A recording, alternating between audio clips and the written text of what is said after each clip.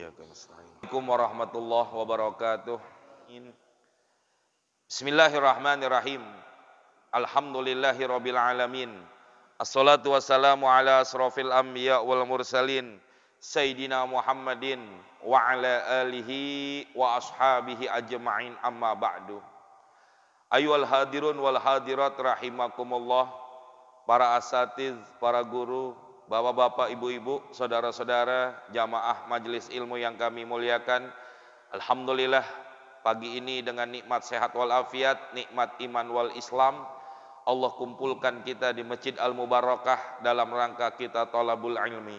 Mudah-mudahan Allah tambahkan nikmat kita, Allah jadikan kita hamba yang selalu bersyukur, Allah bimbing hidup kita dengan hidayah dan taufiknya, Allah buka pintu hati kita untuk bisa menerima dan mengamalkan ilmu-ilmu yang kita pelajari. Amin ya rabbal alamin. Mari kita lanjutkan pengajian kita, masih berkenaan tentang yaitu sunnah-sunnah ab'ad. Di antaranya kemarin adalah kunut. Di antaranya bahwa di dalam membaca kunut maka imam hukumnya makruh manakala dia membaca dengan domirnya adalah untuk dirinya sendiri. Kalau dia seorang imam maka dia harus membaca dengan kalimat-kalimat jamak sebagaimana dijelaskan oleh Imam Ghazali dalam kitab Ihya-nya. Begitu juga sebagaimana dikatakan oleh Imam Nawawi di dalam kitab Al-Azkarnya. Was-sunnah, bismillahirrahmanirrahim, was-sunnatu, dan disunnahkan di dalam membaca kunut, ayyarfa'a yadaihi, hendaklah dia mengangkat kedua tangannya. Mengangkat tangan di dalam kunut sebagaimana kita angkat tangan di dalam berdoa, yaitu apa? Hazwa mankibaihi, tingginya sekedar satu bahu, segini jadi angkatnya. Begitu juga doa, kalau kita baca doa biasa ya, artinya doa habis sholat atau apa, itu diantara kalau kata Imam Habib Abdullah bin Alwi al-Haddad dalam kitabnya, di antara yang menyebabkan daripada doa kita mustajab, salah satu sebabnya yaitu apa? Angkat tangan kita. Angkat jangan terlalu tinggi. Angkat terlalu tinggi begini hukumnya makruh. Cuma nanti ada beberapa tempat, ada beberapa keadaan boleh angkat tangan tinggi-tinggi. Ya, seperti kita ada di multazam, di sekelilingan Ka'bah itu multazamnya tuh, atau ada di salah satu di antara daripada antara pintu Ka'bah dengan Hajar Aswad dan lain-lain sebagainya, di Hijr Ismail termasuk. Itu doa-doa yang memang diperbolehkan kita angkat tangan tinggi, termasuk doa ba'dal wudu. Ya, setelah kita wudu kan angkat tangan tuh doa. Nah, boleh diangkat tangan yang tinggi. Tapi dalam keadaan selain itu, angkat tangan hazwa mankibaihi. Ujung jari ini enggak lebih tinggi dari bahu. Segini doang udah. Ya. Jangan terlalu tinggi, hukum jadi makruh, apalagi taruh di di paha kita. Ini kebanyakan orang baca doa angkat tangannya di paha, bukan angkat tangan namanya itu. Ya, makanya kata Habib Abdullah Shahibur Ratib, beliau mengatakan, ya, mintalah berdoa kepada Allah dengan sungguh-sungguh. Orang minta sungguh-sungguh kalau angkat tangannya. Tapi kalau orang taruhnya di sini, di paha, berarti mintanya main-main, nggak sungguh-sungguh. Pantas doa kita tidak diijabah oleh Allah Subhanahu wa taala. Itu diantaranya angkat tangan. Ya, hazwa mankibaihi, sejajar dengan pundak kita. Segini udah. Ya. Terserah mau ngangkat tangannya begini atau mau begini. Ada orang begini ya. Ada juga yang begini. Kalau begini banyakan. Iya. Kalau begini seraup dikitan, tapi dikit tapi kumpul. Begini banyak tumpah, mohon mana terserah itu. Ya, itu nggak ada aturannya. Yang penting angkat tangannya aja udah. Itu dikatakan sunnahnya seperti itu. Ayyar fa'yadahi, termasuk tadi kayak kita kunut, angkat tangan kita, ya. Wala yamsahu wajhahu, wala yamsaha dan jangan mengusap wajhahu, yaitu daripada mukanya. Jadi kalau kunut, habis doa kunut jangan muka kita begini. Li'annahu lam yasbut, karena itu tidak ada ketetapan dari Nabi sallallahu alaihi wasallam. Qalahul Baihaqi, sebagaimana yang dikatakan juga dalam Imam Baihaqi. Wala yustahabu mashu sadri, begitu juga kalau habis kunut tadi itu wasallallahu ala sayyidina Muhammadin nabiyil ummi wa ala alihi washabihi wasallam. Ya udah Allahu akbar, langsung aja. Enggak usah ngusap muka dan juga tidak disunahkan mashu sadri, ngusap daripada dada. Ya, setelah kunut, bukan habis doa. Kalau habis doa biasa kayak habis doa salat itu memang disunahkan. Tapi kalau doa setelah doa kunut tidak ada ngusap muka, tidak ada ngusap dada. Bila khilafin, tanpa terjadi perbedaan pendapat para ulama. Ya, ada juga sih masih kerjain begitu ya. Habis kunut ngusap muka. Tapi di sini dengan kita pelajari begini, inilah salah satu yang mengatakan bahwa tidak disunahkan. Bal nassa jama'atun, bahkan telah menetapkan jama'atun sekelompok ulama ala karohatihi, kemakruhan untuk mengusap muka ataupun dada pada waktu doa kunut. Qalahu fi raudhati, sebagaimana telah dikatakan di dalam kitab Raudhahnya. Jadi selesai wasallallahu ala sayyidina Muhammad wa alihi wasallam, Allahu akbar, langsung aja. Enggak usah ngusap muka, enggak usah usap dada. Itu buat kunut kayak begitu. Wa yustahabbul kunutu fi akhiri witrihi fi nisfi tsani min Ramadhan. Dan disunahkan membaca kunut fi akhiri witrihi, pada rakaat terakhir daripada salat witir, fi nisfi tsani, pada pertengahan yang kedua min Ramadhan, daripada bulan suci Ramadan. Kayak kita nih ngerjain udah, ya. Memang sunahnya begitu. Masuk aja setengah daripada bulan suci Ramadan, tanggal berapa? 15, 16. 15, 16. Malam 15, malam 16. Biasanya. Malam 15. Masuk malam 15, witir rakaat terakhir, kunut. Itu sunahnya. Ya. Kaza rawahu Tirmizi, sebagaimana ini hadis telah diriwayatkan oleh Imam Tirmizi an Aliin, yang diriwayatkan dari Sayyidina Ali radhiyallahu an, wa Abu Daud, dan juga Abu Daud an Ubay ibni Ka'ab. Ya. Jadi ini dalilnya jelas. Dengan apa yang kita kerjakan ini semuanya itu berdasarkan hadis-hadis Nabi. Jadi bukan bid'ah, bukan perbuatan ulama-ulama kita aja. Nah kalau kita belajar begini, besok Ramadan kita sholat witir, pahalanya beda Pak.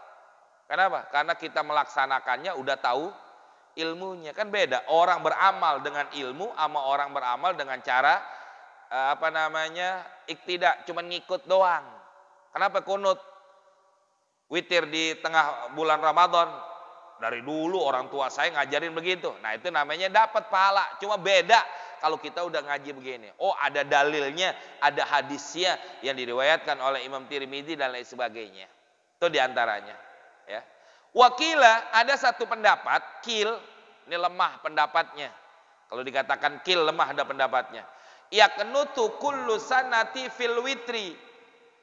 Dikatakan sunnah membaca kunut setiap tahun pada waktu sholat witir. Jadi kalau tadi malam nih kita witir, disunahkan kunut. Besok kita witir malam, kunut lagi. Cuman itu kil, pendapatnya lemah.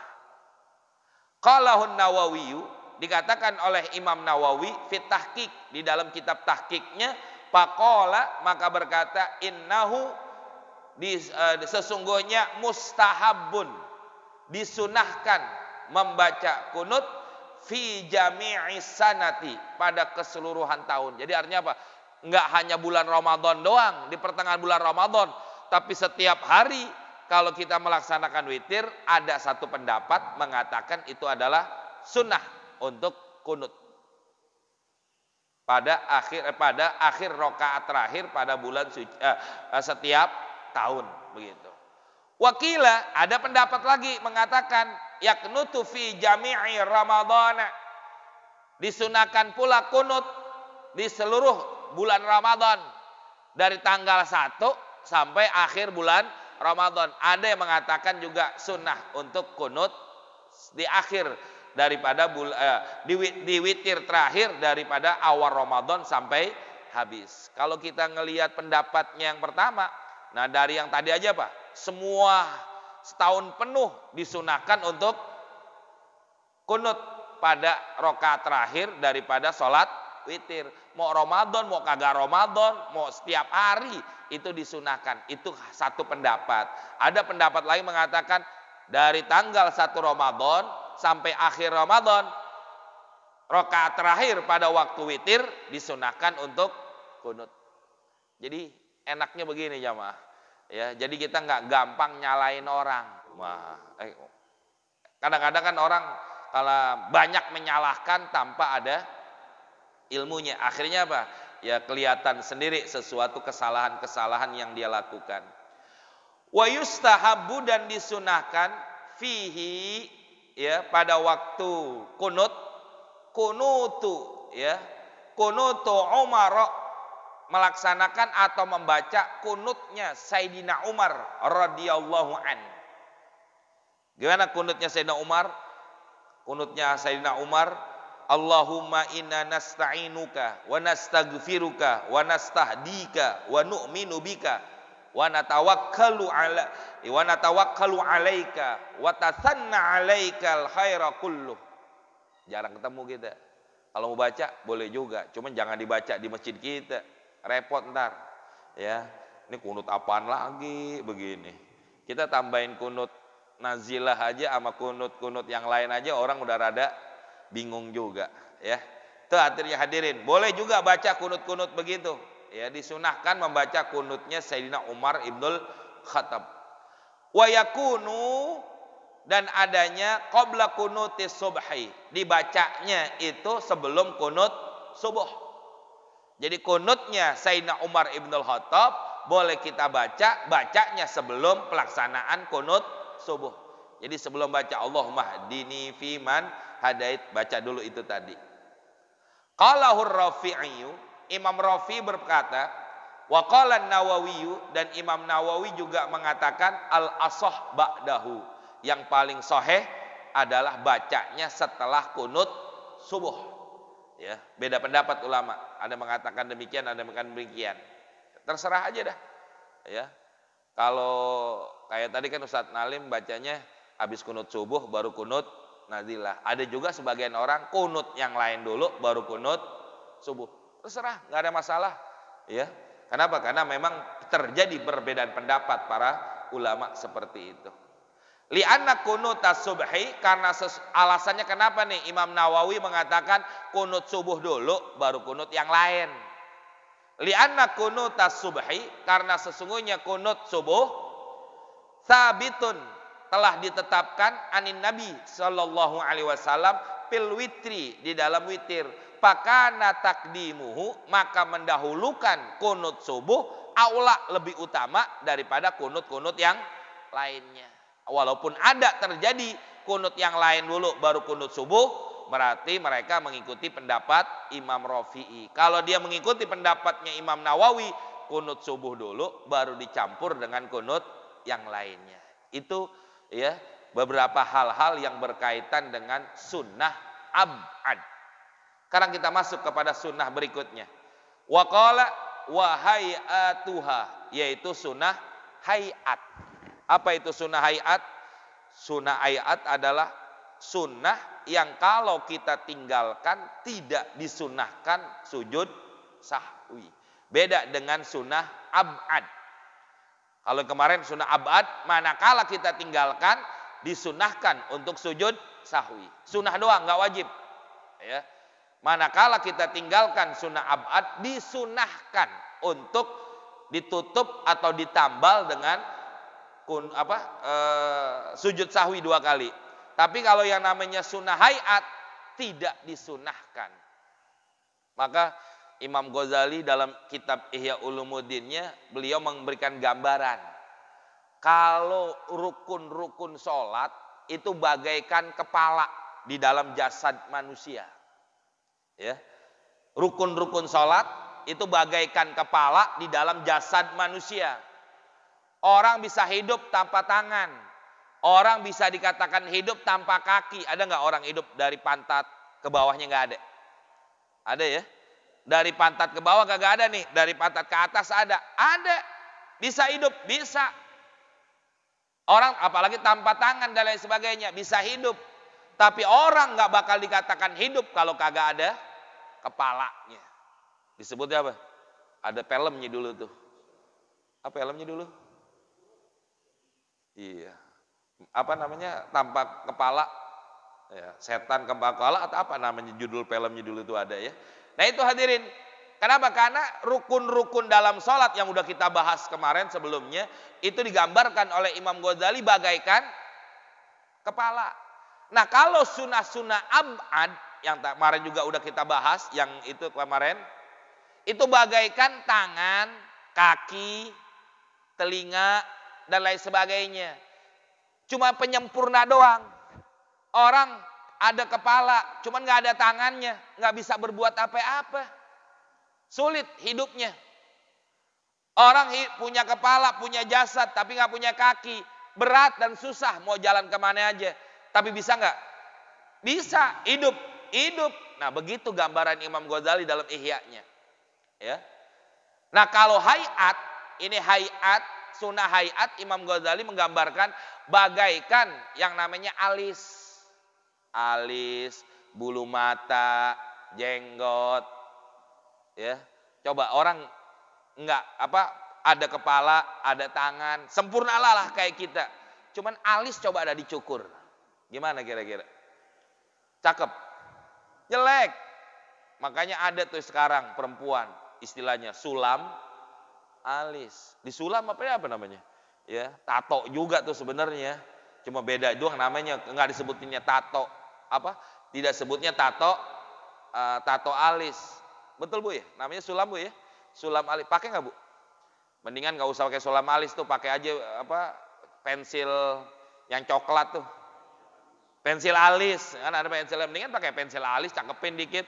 Kalau bingung gimana nih caranya biar ngerapiin, pakai sendok.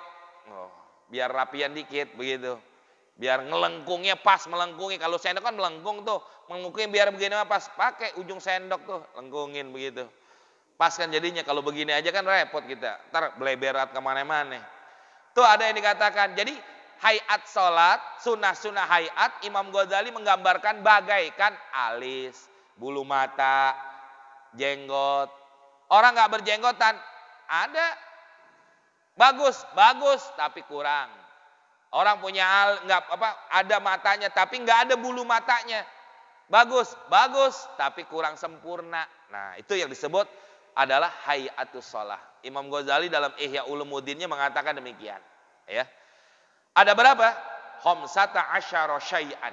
Ada 15 macam daripada sunnah-sunnah ab'ad. Sunnah-sunnah hayat. Pertama, raf'ul yadaini, mengangkat kedua tangan. Inda takbiratul ihram, pada waktu takbiratul ihram. Wa indar ruku', angkat tangan pada waktu ruku'. Warraf'i minhu, bangun daripada ruku. Ini langsung dijelaskan oleh pengarang kitab. Mengangkat tangan ini hukumnya sunnah. Kapan disunahkannya angkat tangan? Ada 4 tempat. Pertama pada waktu takbiratul ihram, kedua pada waktu ruku, ketiga pada waktu bangun dari ruku, i'tidal. Yang ketiga, yang keempat adalah pada waktu bangun dari tahiyat awal mau naik ke rakaat ke-3. Jadi tahiyat, habis tahiyat Allahu Akbar. Selain 4 tempat ini hukumnya makruh. Orang bangun dari rakaat pertama naik ke rakaat kedua, Allahu Akbar, angkat tangan, makruh. Rakaat ketiga naik ke rakaat keempat, Allahu Akbar, makruh. Kenapa? Karena memang bukan tempatnya. Tuh. Ada juga orang ngerjain begitu masih. Ya, karena memang nggak ngaji jadi susah. Makanya inilah ya apa namanya, kalau kita belajar begini saya bilang kelebihan-kelebihan apa sesuatu ini yang bakal kita temuin seperti ini. Raf'ul yadaini sunnatun. Mengangkat kedua tangan itu sunnah. Ada juga orang yang angkat tangan. Ada ya? Kalau di Mekah tuh banyak kita lihat kayak begitu, udah macam-macam orang sholat. Allahu Akbar, sedekap doang. Ada lagi Allahu Akbar, angkat tangan, sedekap kagak. Ada ya? Di Mekah dah, kalau di kita nggak ada yang begini. Kebanyakan orang semua Allahu Akbar. Ini sempurnanya sholat. Angkat tangan, ya. Hukumnya sunnah. Fima dzakarahu, sebagaimana apa yang telah dijelaskan asy-syaikhu oleh Syekh. Li'annahu, karena sesungguhnya angkat tangan itu sahadzalika, telah mensahihkan perkara yang demikian an fi'lihi, dari apa yang dilakukan oleh Nabi sallallahu alaihi wasallam. Jadi salat kita udah sesuai dengan apa yang dicontohkan oleh Nabi sallallahu alaihi wasallam. Wa sawaun fi dzalika, sama aja angkat tangan itu disunahkan man shalla qaiman, bagi orang yang sholatnya berdiri, kayak kita sholat diri tadi, angkat tangan. Au qaidan, atau orang yang sholatnya duduk, angkat tangan juga sunnah. Au mustaji'an, atau orang yang sholatnya dalam keadaan berbaring, angkat tangan, sunnahnya begitu. Jadi bukan hanya yang diri doang, ya, termasuk orang yang sholatnya berbaring pun disunahkan untuk angkat tangan.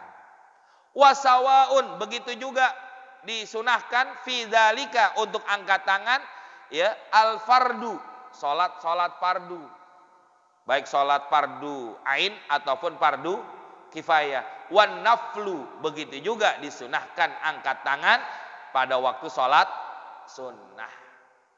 Jadi semua salat kalau kita lihat begitu. Wasawaun, begitu juga fi dzalika, disunahkan angkat tangan ar-rajulu wal mar'atu, laki atau perempuan, angkat tangan semuanya, ya. Nah, kalau dalam angkat tangan, ya, nanti mungkin di bawah kalian ya. Oh, di sini ada nih. Wa sawaun fi dzalika, demikian juga sama angkat tangan al imamu wal ma'mum, imam dan juga makmum angkat tangan, ya, caranya demikian. Jadi semua kalau kita melakukan ibadah sholat disunahkan angkat tangan. Pada waktu takbiratul ihram, ruku, bangun dari ruku, bangun dari tahiyat awal. Tuh sunnahnya demikian. Bagaimana cara angkat tangannya? Ya, orang angkat tangan macam-macam. Ada yang begini. Allah, ada nggak begini? Ada ya? Ada. Ada yang begini. Gimana lagi? Ada yang muter. Iya. Masya Allah, macam-macam memang. Ya. Ini kita baca nih sekarang bagaimana cara angkat tangan. Wa kaifiyatur raf'i. Ini tidak ada perbedaan nih antara laki dengan perempuan. Kalau angkat tangan, sunahnya bagi laki dan perempuan nggak ada perbedaan. Wa kaifiyatur raf'i, dan adapun kaifiyah, tata cara dalam mengangkat tangan, ayyarfa'ahuma, ya, hendaklah dia angkat kedua tangannya. Berarti kalau dikatakan angkat dua tangannya bareng, bukan Allah. Ada orang begitu, Pak. Bareng Allah, angkat tangannya. Bihaisu, sekira-kira berapa tingginya? Kalau ditanya boleh sih, boleh aja macam-macam, tapi ini yang paling afdol. Yang paling afdol begini nih, ya. Bihaisu, sekira-kira yuhadzi, sejajar, atrafu asabi'ihi, ujung daripada jari-jari tangannya, a'la uzunaihi, ujung daripada telinga. Jadi ujung tangan ini, ujung tangan kita sejajar dengan ujung telinga kita, segini jadinya. Bukan di bawah, bukannya, tapi di ujung. Ya nggak harus diginiin banget begitu ya, ujungnya repot. Kira-kira aja Allah, nah segini kira-kira. Ya. Tuh. Terus wa ibhamahu, kedua ibham, apa namanya, jempol, kedua jempolnya sama hatai uzunaihi, sama hatai ini nih. Ini apa namanya? Ini bahasa Arabnya sama hatai, bahasa Indonesianya kuping juga kalau kita. Ya. Kalau uzunun ini makanya kayak yadun, tangan. Kalau yadun bahasa Arabnya ini dari sini ke sini nih yadun. Nanti ada bahasa Arabnya nih atrop ini, kaf ini, said ini, adod ini. Kan begitu beda-beda. Ya. Kalau bahasa Arab. Nah, makanya bahasa Indonesia kekurangannya di sini doang. Bingung artinya apa, Pak? Bu, tempat naruh antingan namanya apa, Bu? Ibu-ibu yang pakai antingan. Ada tahu ya? Tuh, kurangnya bahasa Arab, bahasa Indonesia, ya. Jadi ujung jari tangan adanya di ujung paling atas kuping. Jempol adanya di sini, sejajar. Begini jadi angkat tangannya, ya. Wa kafahu mankibaihi. Adapun kafnya adanya di sini. Ya, sejajar sejajar dengan tempatnya pundak. Begini jadinya. Ya. Terus selain itu lagi wahadza makna qauli Syafi'i wal ashabi. Ya, inilah apa yang dikatakan makna dari ucapan Imam Syafi'i dan ashabnya. Yarfa'uhuma, diangkat kedua tangan hazwa mankibaihi, yaitu sejajar dengan kedua pundaknya. Jadi yang sejajar dengan pundak ini telapak tangan, makanya di sini angkat tangannya. Bukan di bawah. Allah, ada orang di bawah. Yang di bawah ininya sejajar dengan ini. Sedangkan ini bahasa Arab namanya sama hatai. Ya. Enggak tahu bahasa Arab Indonesia apa nih? Bingung kita nih. Jadi yang ini ujung jari ada di ujung kuping. Jempol adanya di sini. Begini yang benar, bukan di bawah begini. Orang mungkin salah tanggap di bawah ini karena apa? Sejajar dengan. Tapi kalau di sini juga nggak sejajar, pendek banget, ya. Tuh hadirin. Jadi kalau ditanya boleh nggak begini? Boleh, jangan disalahin. Cuma kurang afdol, kurang sempurna, kurang baik. Begitu doang udah. Apalagi kalau kita jadi imam. Kalau imam itu kan harus lebih sempurna daripada makmum. Kenapa? Bagaimana dia bisa menutupi kekurangan sholatnya makmum kalau imamnya kurang? Makanya sempurna. Ya, angkat tangan. Di sini ada enggak? Ya.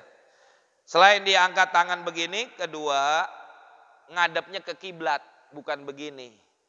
Allah, ada orang begini, ngadepnya kiblat, ngadepin kiblat ke sono. Ya. Nanti nih kedudukan angkat tangan waktu kita takbiratul ihram dan lain sebagainya sama kayak kita naruh tangan waktu kita sujud. Tuh. Ya. Naruh tangan waktu kita sujud, kalau kita letakkan sesuai dengan apa yang kita lakukan pada waktu takbiratul ihram, itu sunnahnya kayak begitu juga. Bukan dia, ada orang naruh sujudnya tuh tangannya dekat dengkul. Ya, naruh tempat sujudnya nih, tangan waktu dia sujud. Sunnahnya enggak seperti kita begini pada waktu kita takbiratul ihram, pada waktu angkat tangannya. Ngangkatnya ke kiblat. Ya. Jangan dirapetin begini, jangan direnggangin banget. Ya, istilahnya? Normal aja. Allah, kayak begini kurang lebih. Ya, caranya mengangkat tangan. Itu yang sempurna. Wa hujjatu dzalika, hujjah alasan yang demikian, ma rawahau, apa yang telah diriwayatkan ini hadis oleh Ibnu Umar radhiyallahu anhuma, annau bahwasanya alaihi salatu wassalam kana yarfa'u yadaihi, di mana Nabi SAW mengangkat kedua tangannya hazwa mankibaihi, sejajar dengan pundaknya, idzab tatahas salata, apabila beliau memulai daripada salatnya. Rawahu Saikhon.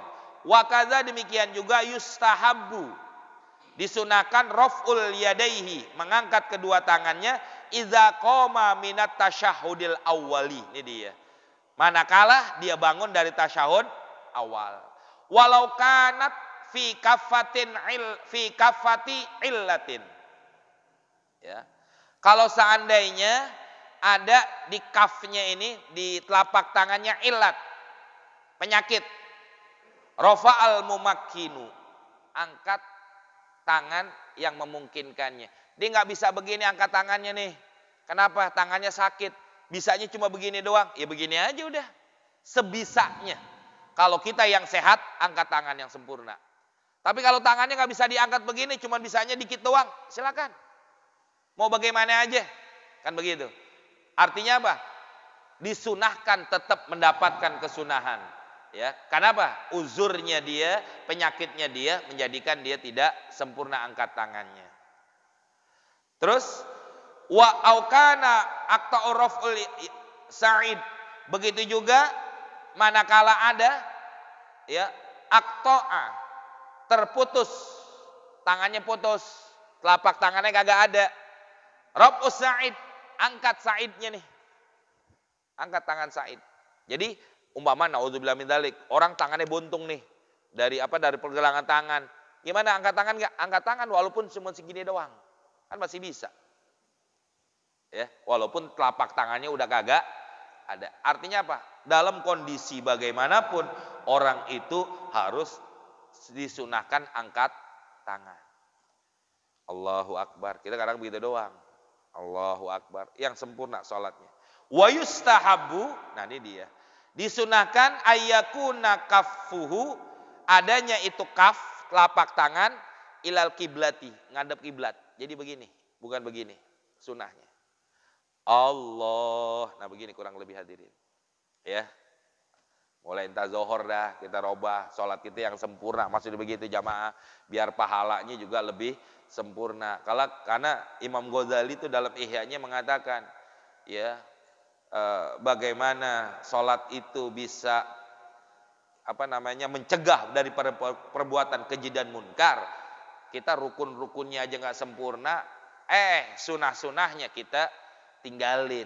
Bagaimana bisa ketutup dengan itu semua, dan bagaimana sholat itu bisa mencegah perbuatan keji dan munkar. Jadi angkat tangan. Wa yustahabbu, dan disunahkan ya kashful yadaini, dibuka tangannya. Bukan begini, tapi dibuka. Wa nashrul asabi. Nasrul itu apa namanya? Begini ini namanya nasrul. Nasrul asabi. Apa bahasa Indonesianya? Dibentangin. Bentang ya, ngerti lah bahasanya itu. Nashr itu dilepas. Ya, bukan digenggamin atau gimana. Makanya bukan begini. Bukan begini, tapi begini angkat tangan. Allah, begini kurang lebih. Ya, bukan begini.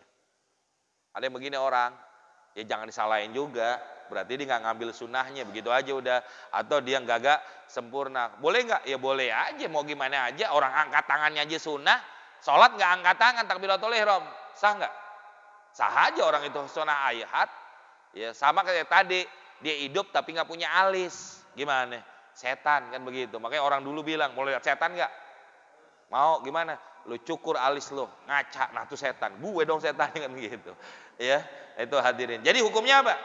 Bagusnya begini, angkat tangan.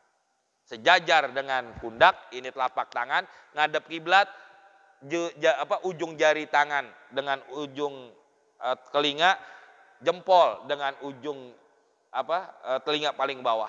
Allah, nah, begitu. Kalau udah begini, sunahnya lagi wawadul yamin ala shimal. Nanti bagaimana sedekap yang benar? Tungguin 2 Sabtu yang akan datang. Wallahu alam bishawab. Ya.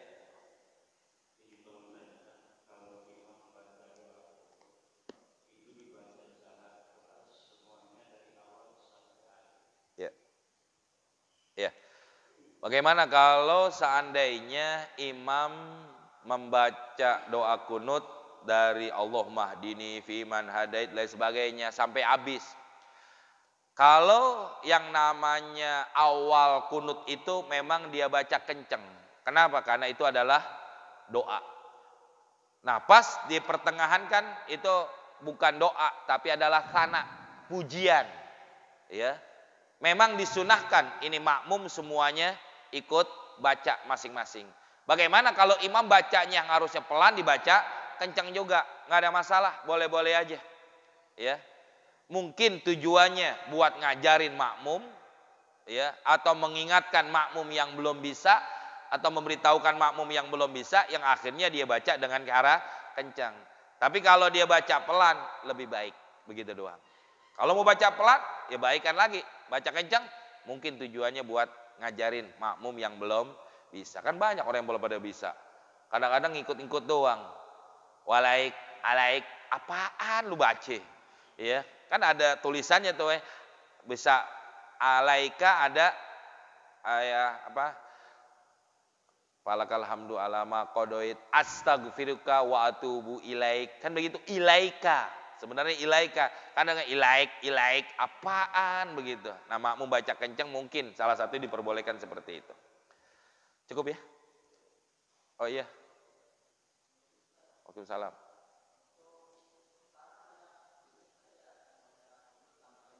Iya.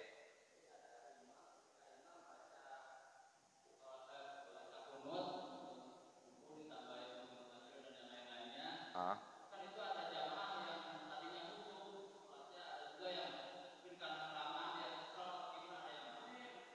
Iya.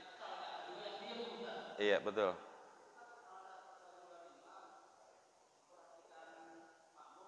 Betul.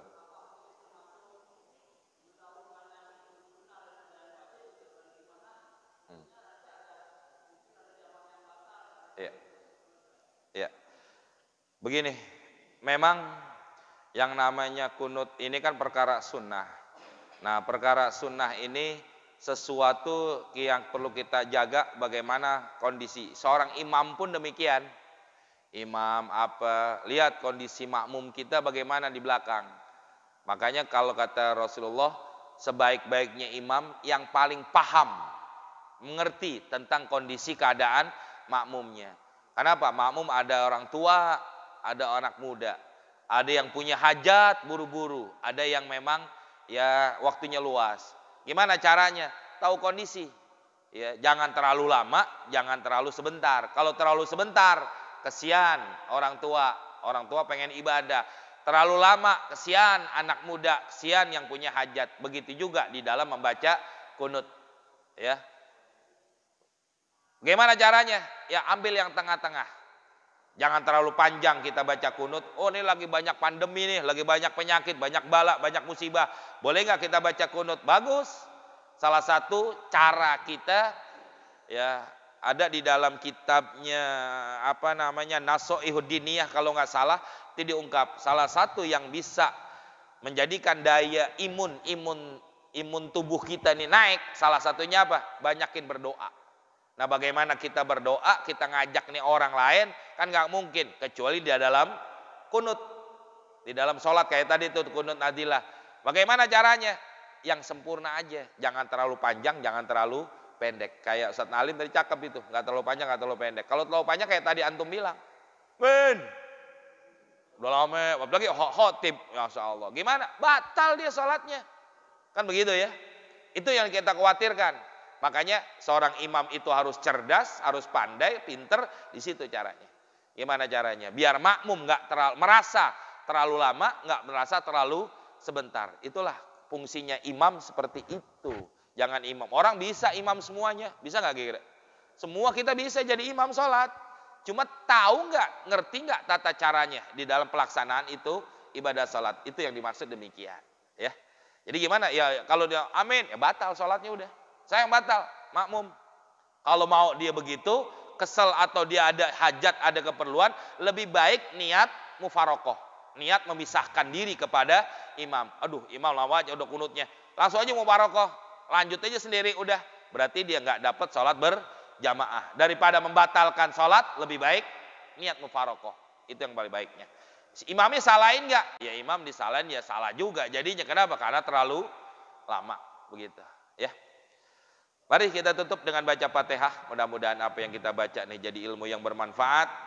Mudah-mudahan sholat kita yang banyak kurangnya diterima oleh Allah Subhanahu wa taala, dan kita berdoa kepada Allah mudah-mudahan kita dan keluarga kita selalu dalam lindungan Allah Subhanahu wa taala. Mudah-mudahan Allah jauhkan daripada musibah bala, penyakit, fitnah yang ada, mudah-mudahan dijauhkan. Kita dan keluarga kita semuanya mudah-mudahan selalu diselamatkan oleh Allah Subhanahu wa taala. Yang pada sakit, keluarga kita, jamaah kita yang tadi disebutkan udah banyak diantaranya semuanya. Mudah-mudahan yang sakit Allah angkat penyakit mereka, Allah sehatkan badannya sehingga mereka bisa beribadah kepada Allah. orang-orang tua kita, guru-guru kita, orang-orang yang berjasa dengan Masjid Al-Mubarakah yang telah meninggal dunia, mudah-mudahan dijadikan kubur mereka radhah min riyadil jannah. Allah panjangkan umur kita, Allah sehatin badan kita, ketemu Ramadan ya, sehingga kita bisa beribadah dan meraih dari apa yang dijanjikan oleh Allah dan Rasulnya. Bihadzin niyah wa ila hadratin Nabi. Al-Fatihah. A'udzubillahi minasyaitonirrajim. Bismillahirrahmanirrahim. Alhamdulillahirabbil alamin arrahmanir rahim maliki yaumiddin. Iyyaka na'budu wa iyyaka nasta'in. Ihdinas siratal mustaqim. Siratal ladzina an'amta 'alaihim ghairil maghdubi 'alaihim waladdallin. Amin. Bismillahirrahmanirrahim.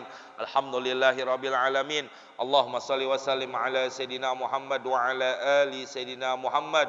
Allahumma hab lana ya wahhab ilman wa hikmah wa li rizqi ya razaqun lana musahila wa bil khairi ya fatah faftah lana wa bil ilmi ya alim kun lana mufaddila. Rabbana atina fid dunya hasanah wa fil akhirati hasanah wa qina azabannar. Wa sallallahu ala sayidina Muhammadin wa ala alihi washabihi wasallam walhamdulillahi rabbil alamin. Assalamualaikum warahmatullahi wabarakatuh.